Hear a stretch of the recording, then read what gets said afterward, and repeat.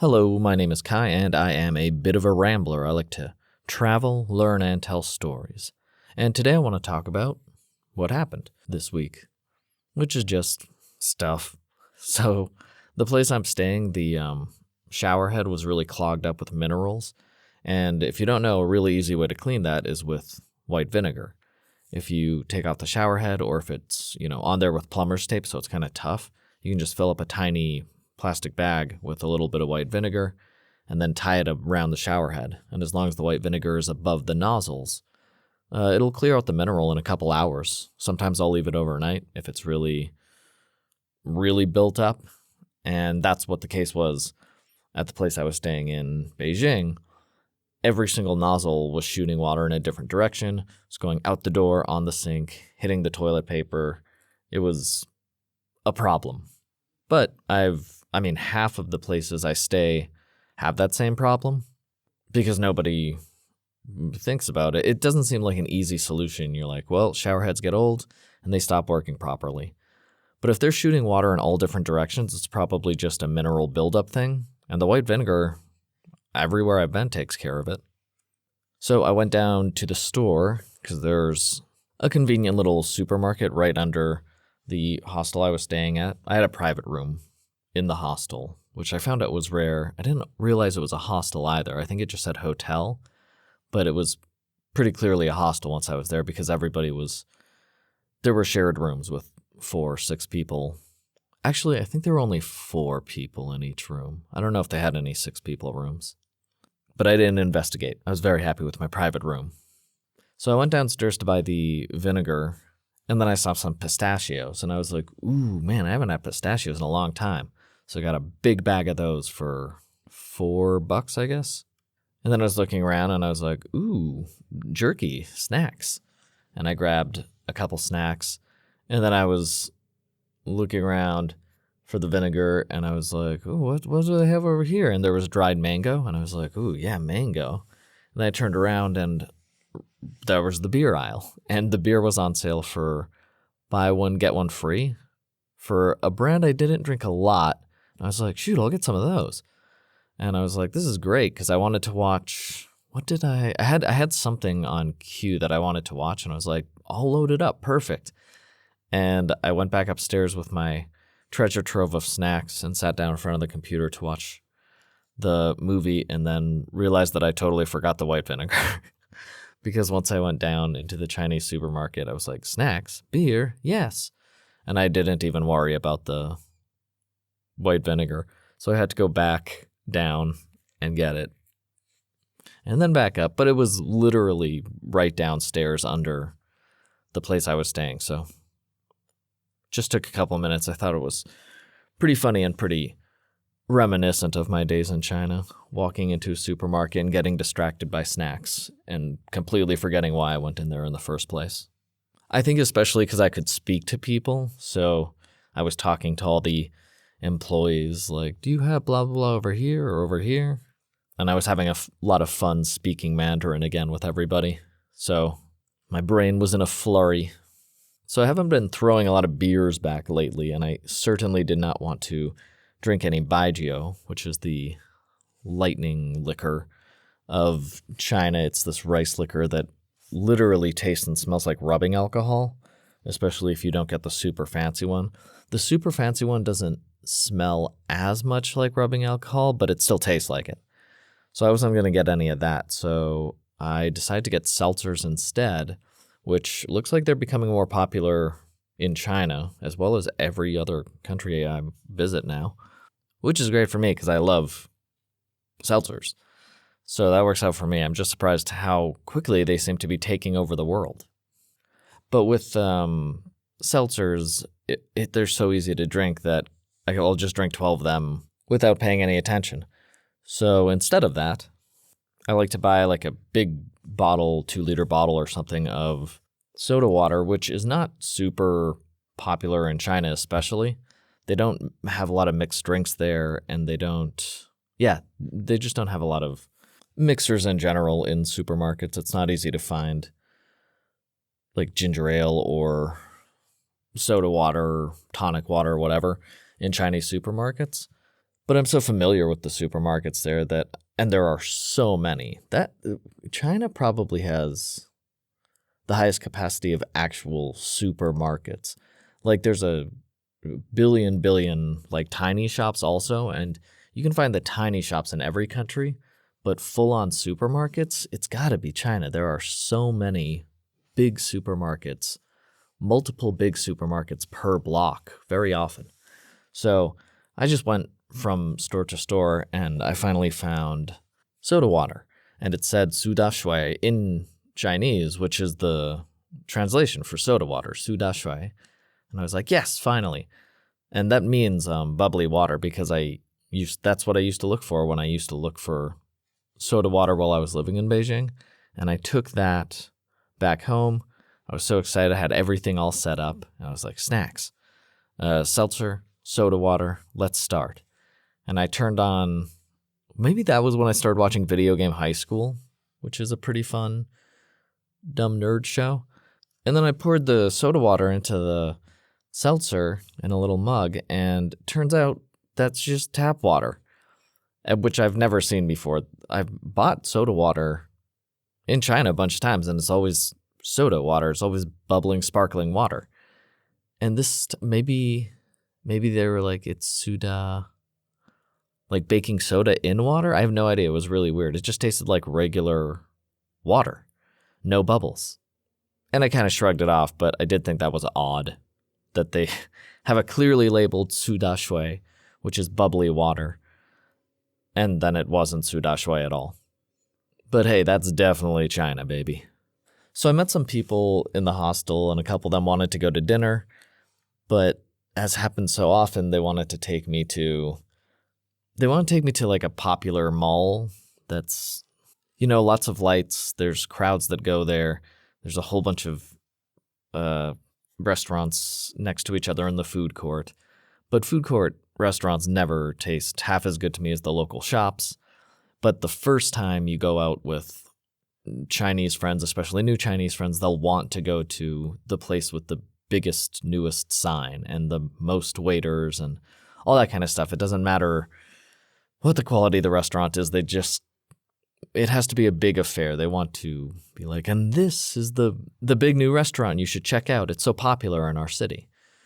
So after choosing a few things that I thought all looked bad, we went to a place that was just called traditional Chinese food, I think, which is a terrible sign, because if they're not differentiating what kind of Chinese food they make, Hunan or Changsha or Lu Cai, whatever kind, it's probably going to be a mishmash of, we'll get the blandest tastes that suit everybody's taste the best. So you're not going to get I'm not going to get any of the flavors I really like from any one of the provinces. I'm just going to get sort of fast food kind of thing where they just try to appeal to everybody's palate. And the people I was with got red bean soup, which is pretty popular. And a lot of them like Guangdong Thai, which is like southern China Thai, which is just steamed and boiled stuff and soup. And I like a lot of the stronger flavors from the northeast or central China, like Sichuan, Changsha, really just not Guangdong Thai, not anything boiled or soup. Actually, I like Shuiju Nuro, which is boiled. But I like a lot of the stronger flavors, and I think they do too, but they don't want to order the stronger flavors because it's not as healthy as boiled dumplings or red bean soup. So usually what happens is I'll end up getting the dishes I like, and then they'll get like rice and red bean soup, and then they'll take my favorite dishes because they taste so much more fun, but we'll have it in like a shared meal thing. And of course, I'm not going to eat the red bean soup. Give me my good stuff. But this time I did have my ribs all to myself. I got some garlic fried ribs, and I was like, man, it just doesn't like the way, I don't know, there's something, I'm very sensitive to how Chinese people organize their menu in their restaurants and what the restaurant looks like and how like comfortable the employees are in the restaurant.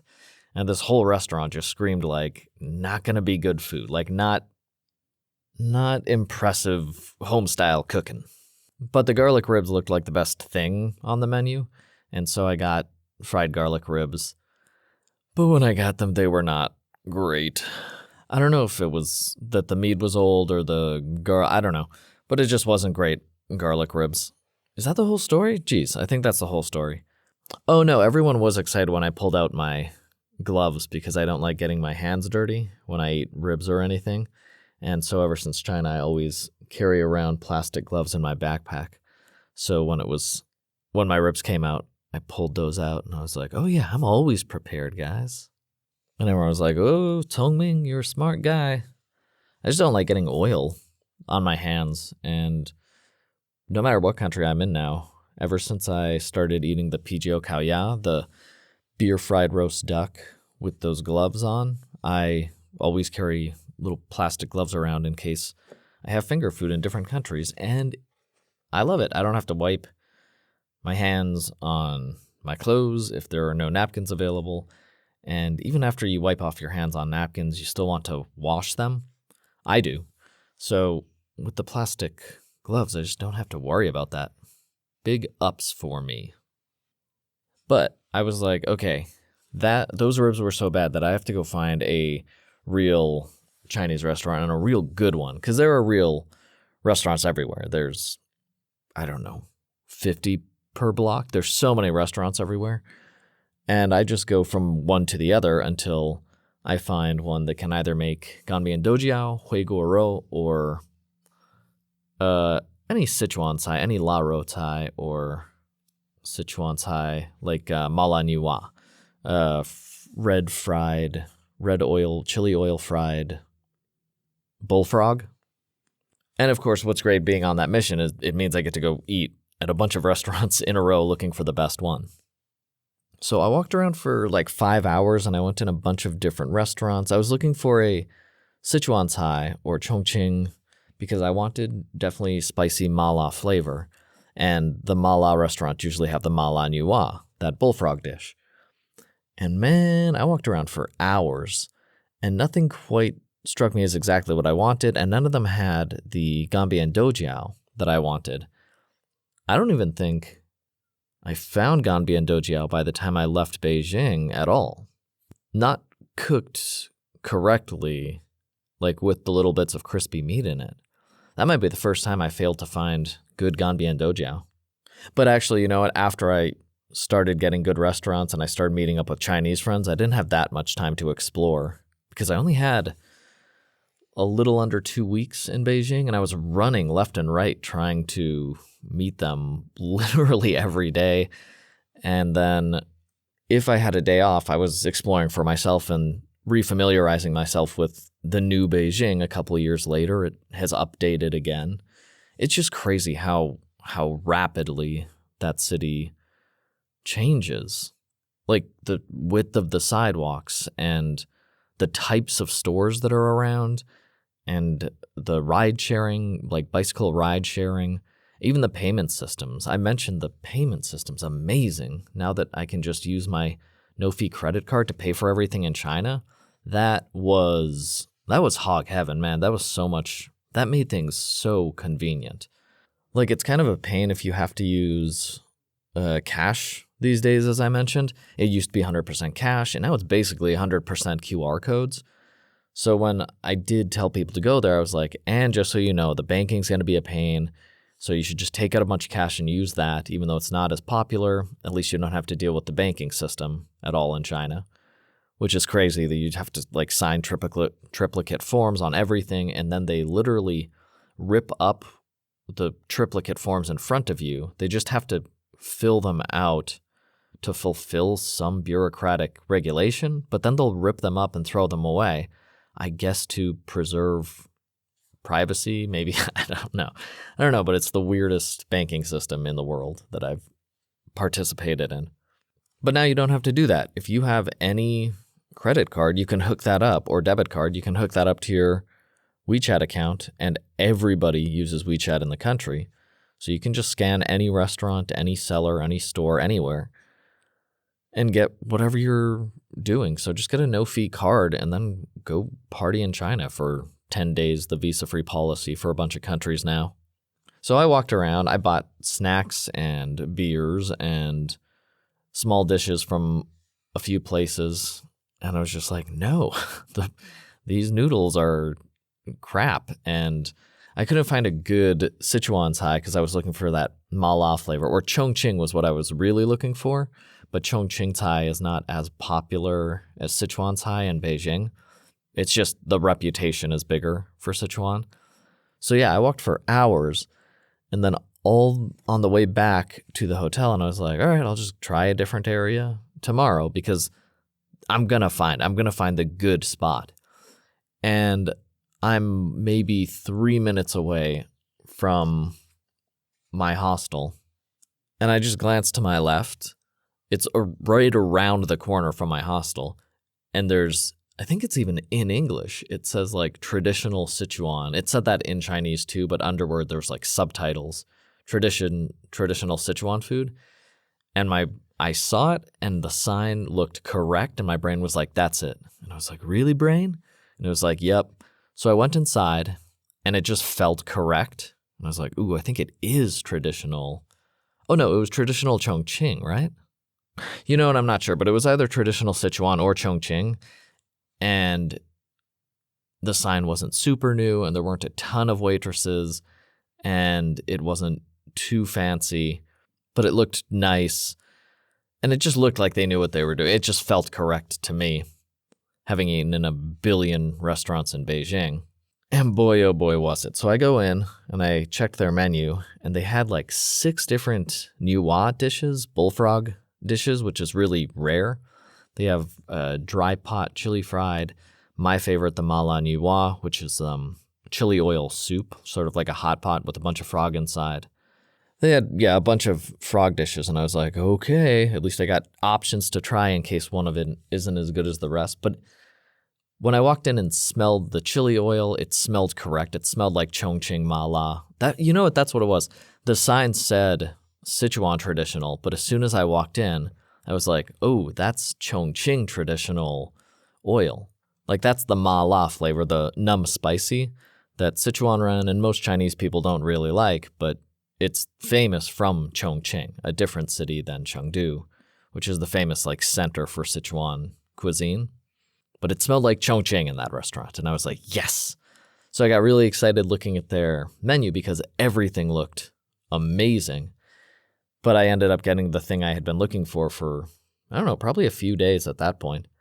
The mala niuwa, the red chili oil boiled bullfrog. And when I say red, this is bright red, primary color red, but a little deeper than primary color red. It's swirling with the chili oil, and the chili oil's blocking out all light to the food and the broth underneath, so it's black under. It's just a very deep, rich red that I like. And you know, it was really interesting. They used fresh peppercorns. I didn't talk to too many people there because I didn't know for sure. It felt like the correct restaurant, but if it was bad, I didn't want to spend all this time talking to everybody and then never go back to that restaurant again. So I just ordered the frog and exchanged a couple pleasantries and then took it to go. That's the other nice thing. No matter what restaurant you're in Beijing, even if it's a super fancy restaurant, you can always order food to go. So this dish is typically eaten in the restaurant. It's a giant pot of frog, of chili oil, boiled frog. And I wanted to eat that in my room and watch TV, which is totally acceptable in Beijing. So I ordered it to go. They brought it out. I got super excited, took it back home. And it's like a pretty big bowl. I don't know, maybe a foot around total, just packed full of stewed chili oil bullfrog. And they cut it up into smaller pieces. So like they'll cut up the shin part, the calf and the thigh and the back, and then the segments of the arm. So they're in bite-sized pieces, but all the bone is on frog. So you have to bite around the bone, which I had to get used to living in China because in the US, food is just so easy. It's like, this is an extruded paste. We will heat it up. It will turn into a solid, and then you can eat it. We call it a nugget. But in China and many many countries in general, the meat is on the bone, just so it's fresh. You're like, oh, this is real meat on a bone. And you have to bite around the bone to get at the meat. Especially in Asia, I guess it's very popular.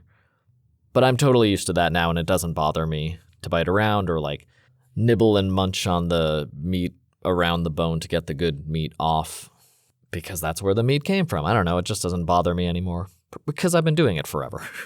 The problem I had with that before was the oil that got on my hands if it was, I don't know, whatever, because I was picking up pieces of duck neck, for instance, or whatever I was picking up. It was just really oily. But once I have the plastic gloves and then using chopsticks, it's not messy at all. You just get good at eating the meat off the bone, where meat comes from. So I had this giant bowl of ma la niwa, and I was very excited, and it was a great night because it tasted...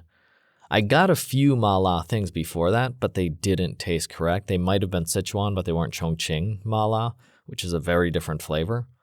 And they use a lot of Sichuan peppercorns. Oh, and the cool thing about this one, they had fresh Sichuan peppercorn. So Sichuan peppercorn are these like tiny, how big are they? Like 2 millimeter, maybe roughly 1.5 to 2 millimeter small beans, really, or peppercorns, I guess is a better way. And you can buy them everywhere in China. Even though they're not super popular, they're such a staple of the most popular, or the most revered cuisine, I should say, Sichuan Cai. Chongqing is a city in Sichuan province. That you can buy these dried peppercorns nearly everywhere across the country. And they're usually black, and you just get a big pouch of them and you throw some in with whatever you're cooking. And everybody uses that, and they taste great, for sure. But this restaurant, that as soon as I tasted the red chili oil, my first bite, basically, I was like, oop, that's it. This is the place I want to eat. And it's right around the corner from my hostel, and it is the first place of, I don't know how many I tried, where I was like, oh, good, this food is real, and it's cooked proper. Like, they take time to make everything correct, even if it's not the most efficient cooking method or the fastest cooking method. It's the most efficient for making best dang food in Beijing, for sure. So I got really excited after trying this dish. The chili oil was so fresh, and that's really the hallmark of Chongqing Malayo, the numb spicy chili oil.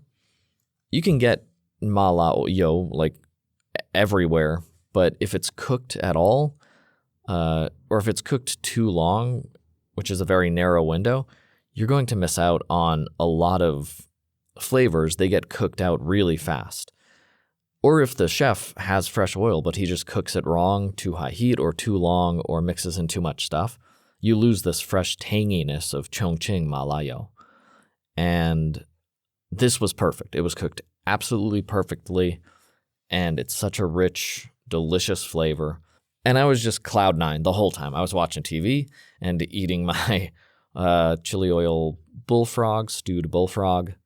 And I was like, great, if everything goes wrong in Beijing after this, then I'm just going to keep going to this restaurant, eating this, and I'll be happy. And I didn't have to do that because things kept going right in Beijing. Everything was great. I had a really fun time. But it was nice that I had my private room at this hostel that was pretty comfortable, especially after I fixed the shower head so it worked like new. And then I had an amazing restaurant around the corner from me. I think I went there the next day and did I get more frog the next day? I don't know, whatever. Okay, and it was finally time to meet my friends that I hadn't seen in a couple years or something. And my closest friends are Terry and Sean, and Sean's family, and those are, outside of the people I met in the hostel, those are the only people I spent any time with while I was in Beijing, because my other friend just had a baby, so she's still chilling down in her province. Otherwise, we definitely would have spent time together. So I mostly ended up alternating with Sean and Terry, who were my drinking buddies, but also my very close friends. Like, we started being friends, both of those guys, I think, yeah, they were assistants at the first school in Beijing, and then we just kept talking, and now it's been a decade and a half, and we're still very close friends. So I saw Sean first. I went with his family to a Xiao Kao restaurant that I think I mentioned last week. And then I went to see Terry, who the last time I saw him was in Beijing in Mentogo, a district pretty far on the edge of the urban area of Beijing. But there's this all-you-can-eat buffet that is absolutely insane that I took him to, that I went to 10 times in the month I was there. I went there constantly. It was so good. But because it had been a couple of years, or at least 1 year, Terry did the thing you're supposed to do in Chinese culture. You choose the restaurant and you make all the arrangements for your friend and bring him there. And I was like, dang it, because I was worried he was going to do the same thing.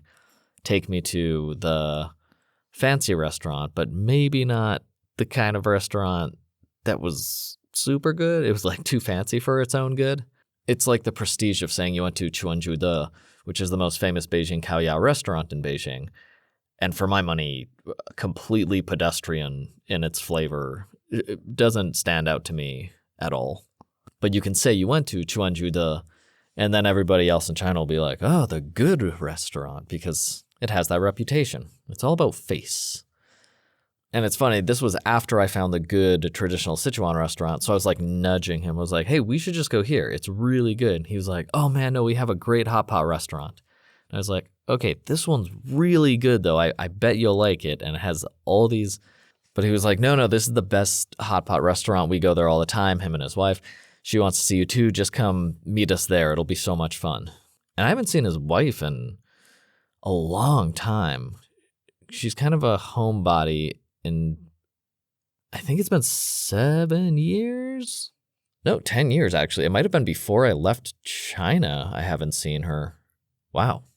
But if it was Beijing, then it would be like a dozen years. That's crazy to think. Because all three of us used to hang out all the time. They were dating, way back then. They were dating when I met him 15 years ago. And then I think they got married after I left China 9 years ago or something. And they just got the civil certificate. They didn't have a big wedding, so I didn't go back there, which I appreciate. Thanks, guys, in case you're listening. Keep marriages simple. But Terry sounded really excited about this hot pot restaurant, and I was like, yeah, sure. If you're that into it, let's go do that. And he also said that it was Jessica's favorite hot pot restaurant. Like, they went there a lot. And so we went there, and I actually took one of my bags of yak jerky that another friend ordered for me. Or actually, Terry brought over. Okay. So my Chinese friend mailed yak jerky, which is my favorite jerky, to Terry's house before I got to China. And I asked them to buy me 1 or 2 bags, but they bought me like 6 as a joke because it's my favorite thing, which was really cool.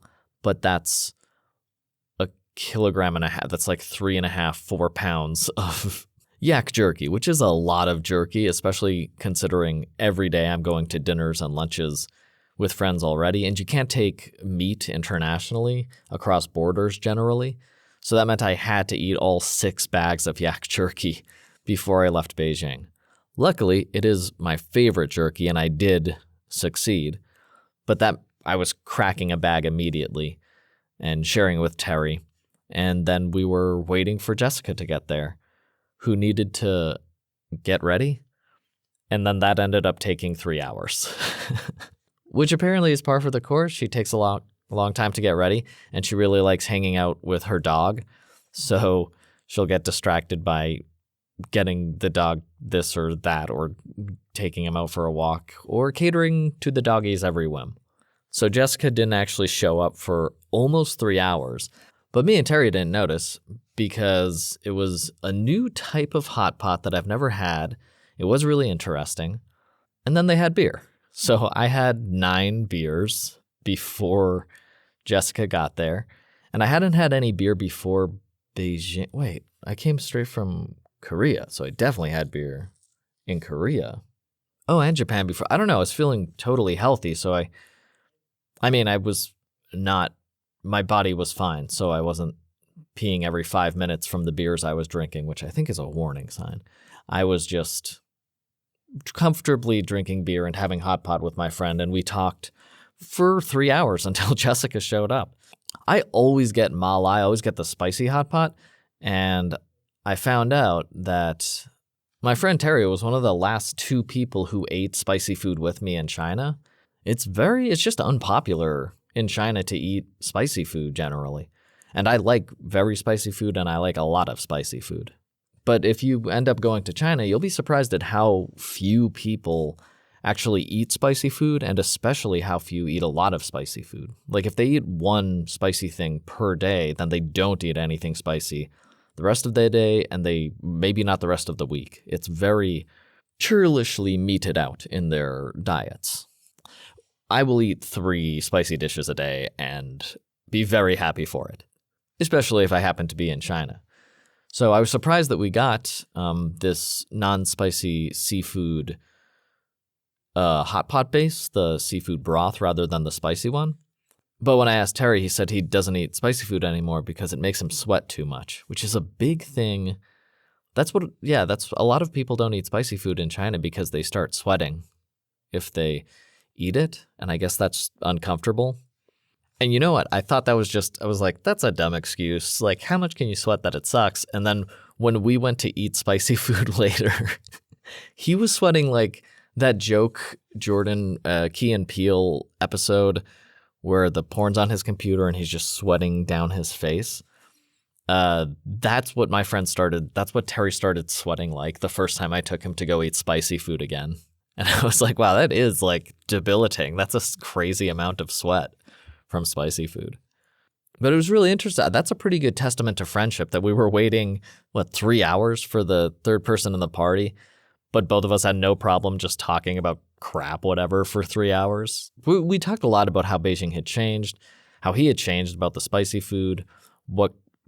Actually, we didn't even talk about what the dish was. It was really interesting, though. It looked like it had this sloping fancy hat they put on, and then they ultra steam everything for a very specific amount of time so that it's cooked perfectly. And while the seafood hot pot was not as exciting as the spicy stuff I usually get, it was very good. Like the fish was obviously very high quality and very flavorful, especially with the broth. That just makes it more flavorful. It's like a fish seafood broth, and then you have bits of fish inside. And there were some mushrooms and stuff. The fish was actually so fresh and so good, I checked their menu to see if there was anything else interesting I would want to try in there, and they actually had morel mushrooms, which I don't think I've ever had because they're so expensive in the States where I grew up with zero money. And then they're more of a European US thing, I think, because I don't think I'd ever seen them in China before either. But I was like, oh shoot, these are fancy, expensive mushrooms. Let's get these. And they were a few bucks for a tray of frozen morel mushrooms. I assume they keep them on ice because they're a fancy, expensive ingredient, but not that expensive in China. And we tossed them in and they were good. And I can see why people like them. And now I want to try them fresh. Very interesting little flavors. But unless they're one of the very popular Chinese mushrooms, which are enoki, oyster, shiitake, and king, I think they're called, like those fat ones. If they're not one of those 4, then Chinese people, just like most countries, if it's not the common mushroom, they're like, watch out, it'll kill you. So the waitress kept being like, put them all in, heat them for 10 minutes. They're super dangerous. And I was like, okay, thank you. And then I didn't do that. I wanted to taste the morel, so I didn't cook them for too long, but she was very worried about our health. And we ate all of them, and they were good, and neither of us got sick. And I'm not even sure why we would have. I just think it's an uncommon ingredient in China. And if anything's uncommon, they're like, just boil it for 20 minutes. You'll probably be safe then. And this whole time, for the 3 hours we're waiting for Jessica to get there, I am just munching down on my yak jerky, share some with Terry. And it was fun. It was fun as heck. Hang with a friend, talk for a few hours, eat a bunch of jerky. My favorite jerky in the world. Have a bunch of crappy beers. Not a huge fan of Chinese beers, but you know what? I'll drink them. And I was brought over to the seafood hot pot cuisine, which I almost never get. So it was good for a change, actually. So I'm glad he took me there. And I'd never seen that style of pressure steaming it under a weaved hat on top of the hot pot. That was really interesting to see. And from the beginning, Terry kept telling me like, oh yeah, Jessica's coming in like 30 minutes. She says she'll be here in 45 minutes. And he just said that 5 or 6 times until it was 3 hours later. I was like, is she coming? Because we don't have to stay here. We can meet her anywhere. But after 3 hours, she did show up. And she stayed for like 45 minutes. And it was fun to see her again. But she really likes her dog and wanted to get back to her dog. So 45 minutes after she showed up, she went back to go take care of her dog some more. But for those 45 minutes straight, we were just talking about how things were going and traveling. And she travels also. She likes to travel. And it was a lot of fun. And I remember she used to have like, I can't remember if it was trivia or she just knew a bunch of stuff. So everyone used to call her Jessicapedia, which I think is very funny. Pretty good nickname if your friends are like, you're an encyclopedia. And I got 5 more beers after she showed up while we were talking. And then like after she left, me and Terry had like 2 more or whatever. So that's 5 more in total. And so I think I had 14 beers at this place, 12 or 14. I had a lot. Oh, or maybe it was like 6 before she showed up. Let's say 9 to 14 beers. But Chinese beers are very low percentage. They're like 2%. So it's more like I had 4 regular beers. Oh, but they are 600 milliliters, so they are big. Okay, I had a lot. I felt fine, though. Okay, and on my way back, I found a snack store, which are becoming very popular in Beijing and were not a thing when I used to live there. But I've noticed them more and more each time I go back to visit Beijing. Oh, I might have mentioned this last week. You go in and you can just buy 1 packet, like 1 piece of beef jerky in a tiny little self-serve or single-serving packet, or 1 piece of duck neck, or 1 chicken wing, or 1 piece of seaweed, or just a whole bunch of things. So you can get a grab bag of snacks. And I went into the store and I was really excited to see one. And I got my stuff and I turned around a corner and I saw a guy stuff like one of the snacks into his jacket, and he looked at me knowing that he was caught. And then he rushed past me and like ran out the front door basically with the snacks he stole. And it was such a bizarre, I don't know, I didn't even report him because it's like 1 duck neck piece or whatever.